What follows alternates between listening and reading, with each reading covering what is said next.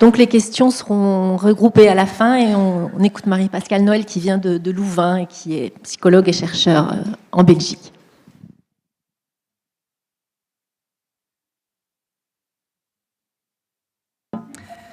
Donc moi je vais venir un petit peu à la suite de André en nous disant les difficultés d'apprentissage en mathématiques. Il y a plein de facteurs différents qui interviennent là-dedans et on est, même si j'ai envie de dire on connaît beaucoup plus sur ce domaine qu'il y a 20 ou 30 ans, on est encore très en retard par rapport à des problématiques comme la dyslexie. Donc, les difficultés d'apprentissage en mathématiques, ça peut être lié à des facteurs cognitifs généraux, comme on l'a dit, des facteurs numériques de base qu'on appelle les core number deficit. Il y a des particularités cérébrales, il y a aussi des facteurs émotionnels. Alors, au niveau des facteurs cognitifs généraux, un des facteurs les plus étudiés, c'est la mémoire de travail. On sait que les enfants dyscalculiques, en tout cas si on prend un groupe d'enfants atteints de dyscalculie développementale, il y a généralement des capacités de mémoire de travail inférieures à celles des enfants typiques. On sait aussi que si on mesure ces capacités, ça nous permet de prédire l'aisance dans le développement mathématique plus tard. Alors, certains auteurs, dont moi, on s'est dit il y a quelques années, mais ce facteur-là, la mémoire de travail, on sait que c'est un facteur qui va sous-tendre non seulement l'apprentissage mathématique, mais aussi l'apprentissage en lecture, la compréhension de texte, etc. Peut-être que la stratégie d'intervention la plus efficace, c'est d'essayer de booster cette mémoire de travail pour donner à l'enfant, j'ai envie de dire, un cadre cognitif qui soit plus soutenant des apprentissages en général. Donc, dans ce sens-là, on a, par exemple, avec Nastasia Honoré, développé une première étude sur le sujet où on a travaillé avec des enfants de 5 ans. Pourquoi des enfants si jeunes? Parce qu'on sait qu'à cet âge-là, la mémoire de travail va corréler avec différentes compétences de mathématiques, mais aussi parce qu'on intervient en classe et que c'est beaucoup plus facile d'intervenir en maternelle que chez des enfants plus âgés. Donc, on a pris des enfants de 5 ans et on les a répartis aléatoirement en 2 groupes. Un groupe d'enfants qui allait être entraînés avec le programme COGMET. COGMET est un programme d'entraînement de la mémoire de travail. Ils recevaient 20 séances du programme COGMET. Et dans le groupe expérimental, le niveau de difficulté allait augmenter au fur et à mesure que l'enfant s'entraînait et qu'il devenait plus compétent. Alors que pour les enfants du groupe contrôle, eux, ils avaient toujours un apprentissage sur ce programme COGMED, mais avec un niveau de difficulté très bas et constant. Alors, les enfants étaient testés avant, directement après et 10 semaines après l'entraînement, et on testait à la fois leurs compétences en mémoire de travail, mais aussi leurs compétences dans le domaine numérique au sens large, avec des tâches de comptage, de mesure de l'élaboration du comptage, la comparaison de nombres arabes, comparaison de collections, positionnement de nombres arabes sur une ligne numérique et addition. Alors, qu'est-ce qu'on a vu? Eh bien, juste après l'intervention, on a vu un effet significatif de l'intervention sur 2 tâches de mémoire visio-spatiale, ce qui était intéressant puisque ce programme COGMED, il travaille quand même beaucoup sur la dimension visio-spatiale, mais on n'a vu aucun effet sur la mémoire verbale. Et puis, quand on les a retestés quelques semaines après, on a vu que ces effets ils étaient plus significatifs. Et sur le plan numérique, bien là, on voit que tous les enfants évoluent de la même manière. Donc, il n'y a pas eu d'effet de notre intervention. Donc, évidemment, on était très déçus. On a essayé après de faire un autre programme de remédiation qu'on a créé nous-mêmes en travaillant vraiment sur l'administrateur central verbal. On n'a pas eu d'effet non plus. Et puis, on a vu que d'autres chercheurs essayaient la même chose, n'avaient pas d'effet. Donc, globalement, on voit que les prises en charge de mémoire de travail ont peu d'effets. Et quand elles ont un effet, souvent, c'est un effet à court terme qui ne se maintient pas à long terme. Et il y a très peu de transferts, par exemple, sur le domaine numérique. Donc, on apprend aussi avec ce qui ne fonctionne pas. Deuxièmement, on pense que la dyscalculie, au moins dans certains cas, serait liée à un déficit numérique de base, core number deficit. Alors, il y a plusieurs perspectives. Une première perspective, c'est que les bébés naissent avec une capacité de discriminer des collections de tailles différentes, pourvu que ces collections soient suffisamment distantes l'une de l'autre. Et l'idée, c'est qu'ils ont une représentation approximative de la numérosité, une ANS, Approximate Number System, qui sous-tend cette capacité. On sait que la précision de cette représentation approximative corrèle avec la performance en mathématiques, et il y a l'hypothèse qu'un déficit de précision, une imprécision trop grande dans ce système pourrait être la cause de la dyscalculie. Mais on sait aussi que la plupart des humains, ce n'est pas le cas dans toutes les cultures, mais dans la toute grande majorité des cultures humaines, on a développé des systèmes numériques symboliques, des mots pour désigner des quantités, des chiffres arabes, d'autres systèmes. Et ce système, quand l'enfant l'apprend, eh bien, on se rend compte que quand il apprend la suite des mots, 1, 2, 3, 4, 5, c'est une chose. Après, il doit comprendre qu'est-ce que ça veut dire 1, qu'est-ce que ça veut dire 3, qu'est-ce que ça veut dire 5. Et ça prend beaucoup de temps à un enfant pour passer de « je connais la suite » à « je comprends chacun de ces mots ». Donc, il y avait eu l'idée qu'une fois qu'on avait la suite des nombres, on comprenait leur sens très facilement en faisant le lien avec cette ANS. En fait, on se rend compte que non, ce n'est pas le cas, que c'est un processus qui prend beaucoup de temps, sans doute parce que les enfants doivent créer une représentation nouvelle, une représentation numérique exacte. Si je demande à un enfant « donne-moi 6 pommes », je veux qu'il me donne exactement 6 pommes et pas 4 ou 7 ou 8. Donc, il y aurait sans doute le développement de cette représentation numérique exacte qui, par après, en fait, va se mettre en lien avec l'ANS.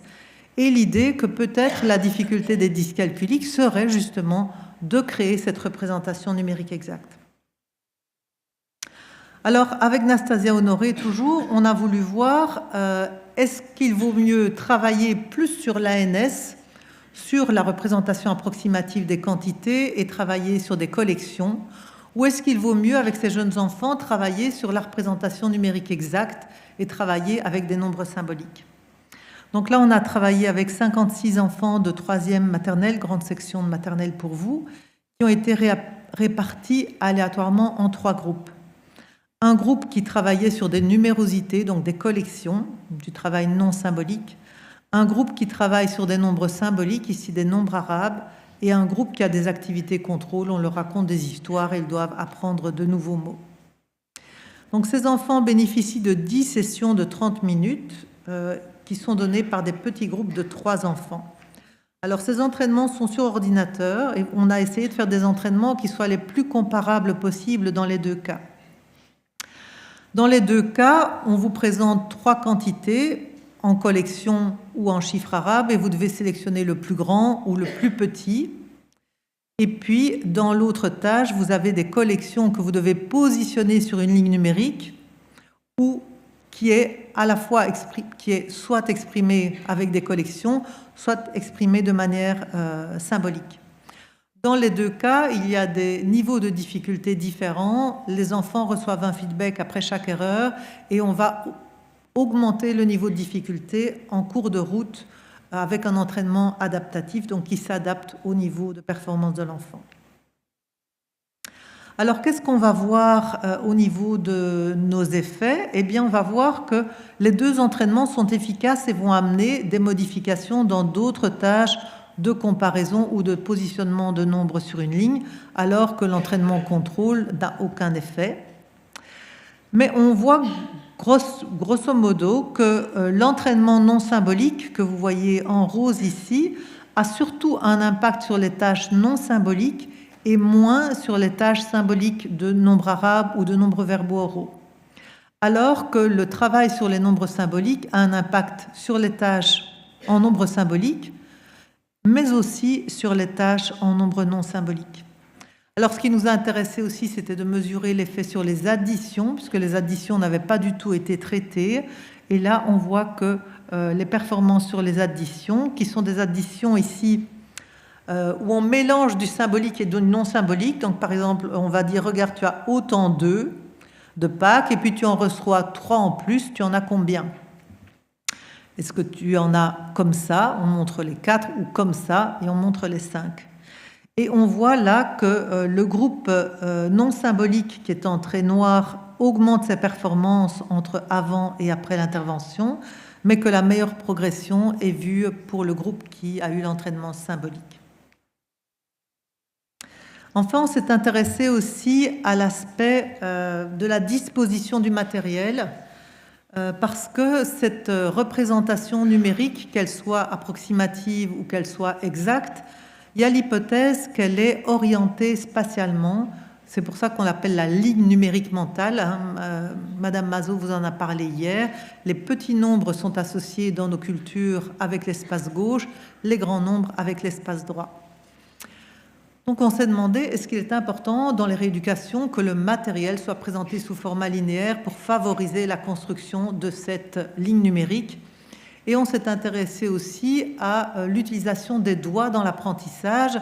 Est-ce qu'il est important que les enfants manipulent eux-mêmes le matériel, ou est-ce que juste avoir une vision des choses suffit?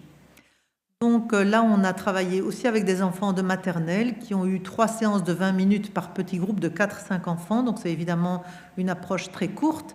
Et voilà les entraînements. Donc dans le premier entraînement, donc à chaque fois, c'est une situation. Par exemple, Donald va donner 4 billes à Mickey, et puis il en donne 2 en plus. Mickey en a combien maintenant? Donc dans l'aspect linéaire multisensoriel, vous voyez qu'on présente des billes qui sont présentées sous format linéaire, et on va dire à l'enfant, Donald donne 4 billes, il va compter 4 billes, mettre une pince à linge, et puis il va en donner 2 en plus, l'enfant compte 2 billes et il met une pince à linge. Donc le matériel est présenté sous format linéaire et l'enfant va utiliser ses mains pour dénombrer. Dans le cas en haut à droite, l'enfant va manipuler aussi, mais cette fois-ci, le matériel n'est pas présenté sous format linéaire. Donald a une boîte avec toutes les billes au départ, et puis l'enfant va prendre 4 billes, les mettre dans la boîte de Mickey, et puis 2 encore qu'il met dans la boîte de Mickey. Et puis, les mêmes versions sont utilisées dans une modalité visuelle dans laquelle l'enfant regarde simplement l'expérimentateur qui fait des choses, et l'expérimentateur, par exemple dans le premier cas, va dire, voilà, Donald donne 4 billes à Mickey, et il va mettre des petites pastilles rouges sur les 4 billes, et puis il en donne encore 2, il met 2 petites pastilles bleues. La même chose dans la condition aléatoire, sauf que cette fois-ci, les items ne sont pas présentés dans l'ordre. On a aussi une condition contrôle dans laquelle les enfants écoutent des histoires, et on mesure à nouveau la progression dans les additions. Et ce qu'on voit, c'est qu'il y a très peu de progression dans la condition contrôle, qui est la première, et on va voir beaucoup plus de progression dans les 2 conditions suivantes. Et ces 2 conditions, ce sont les conditions dans lesquelles l'enfant touche lui-même les billes, manipule les billes, mais par contre, que ces billes soient présentées sous format linéaire ou aléatoire n'a aucune espèce d'importance.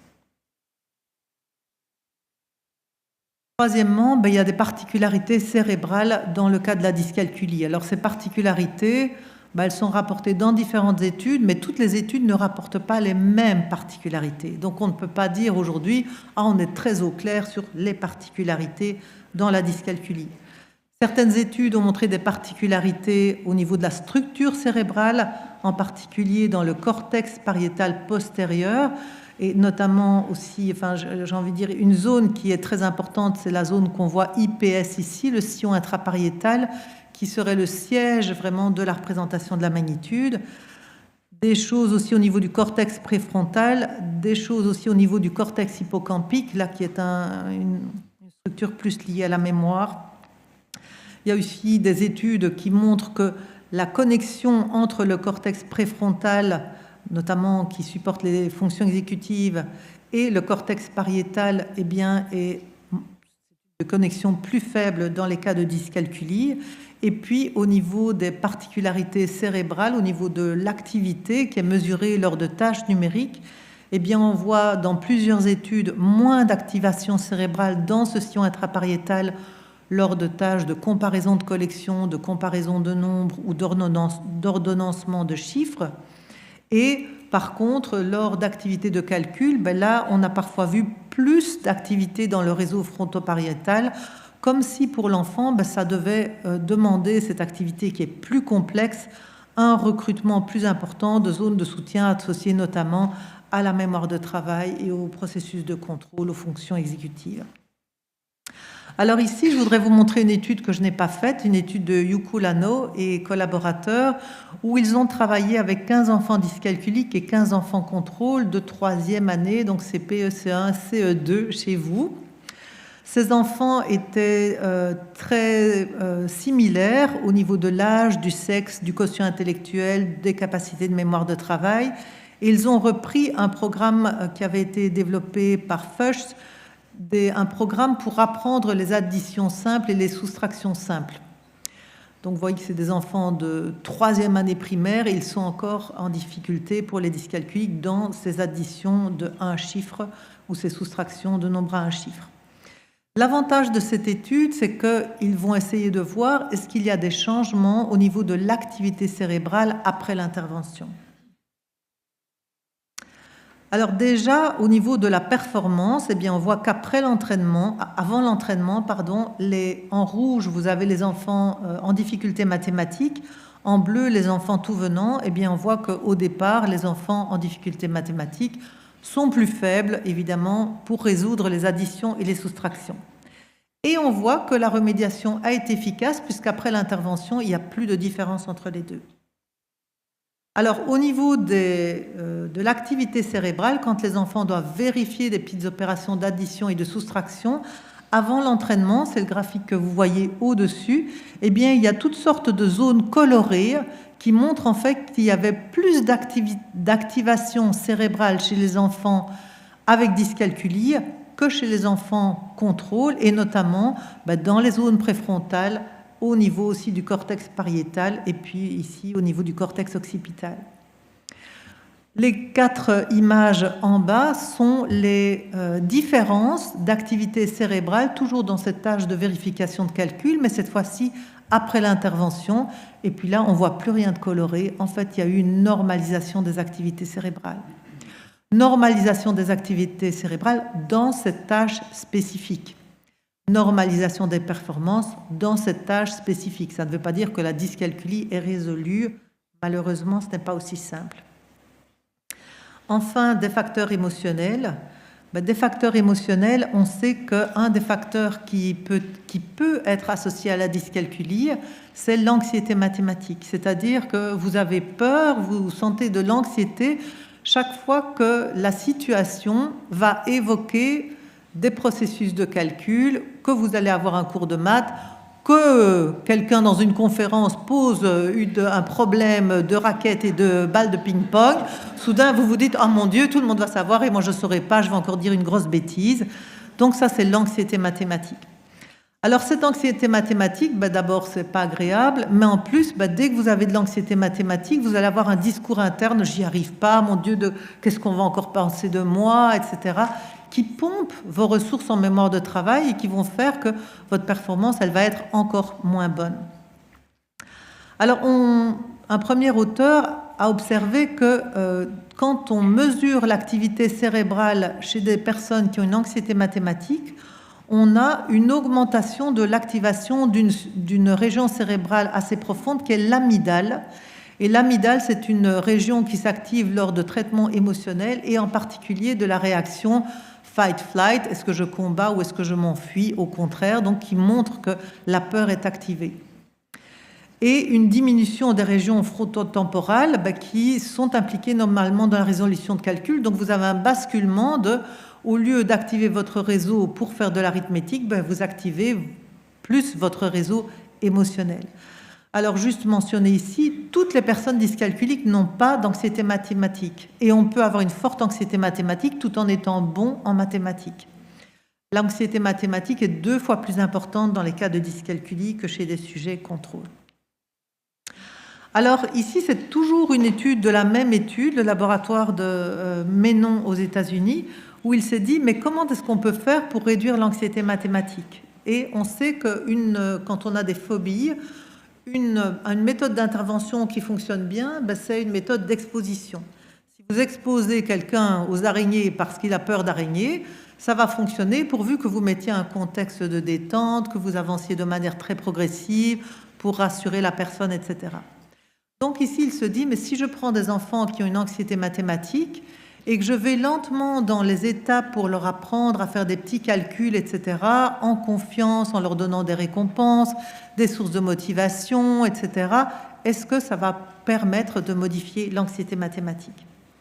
Donc là, ils vont travailler avec 2 sous-groupes d'enfants de troisième année, donc de CE2, 14 enfants qui sont faibles, enfin qui ont peu d'anxiété mathématique, 14 enfants qui ont une forte anxiété mathématique, alors que leurs performances en calcul sont identiques dans les 2 groupes, qu'ils ont le même âge, même quotient intellectuel, même capacité de mémoire de travail. Et ils vont voir qu'effectivement, eh bien, vous voyez en bleu, ce sont les enfants qui ont une faible anxiété mathématique, et les enfants en rouge qui ont une forte anxiété mathématique. On va voir que faire cette intervention en calcul va permettre de diminuer significativement leur anxiété mathématique. Et au niveau cérébral, qu'est-ce qu'on voit? Avant l'intervention, ce sont les cadres qui sont mis entourés ici. On voit qu'au niveau du sillon intrapariétal, donc qui est cette région qui soutient notre représentation de la magnitude numérique, eh bien, le groupe anxieux montrait une plus grande activation de cette région et aussi une plus grande activation de l'amygdale, la région que je vous ai expliquée qui connote la réaction de peur. Si par contre vous voyez le petit tableau qui n'est pas encadré, eh bien là, voilà, eh bien là on voit qu'il n'y a plus de différence entre les 2 groupes. Au niveau du sillon intrapariétal, et aussi au niveau de l'amygdale, après la rééducation. Donc, il y a eu aussi une normalisation de cette activation cérébrale après la rééducation. Donc, ce que je voulais dire, c'est que les interventions visant à augmenter les capacités de mémoire de travail sont peu efficaces et elles entraînent peu de transfert sur le plan des compétences numériques.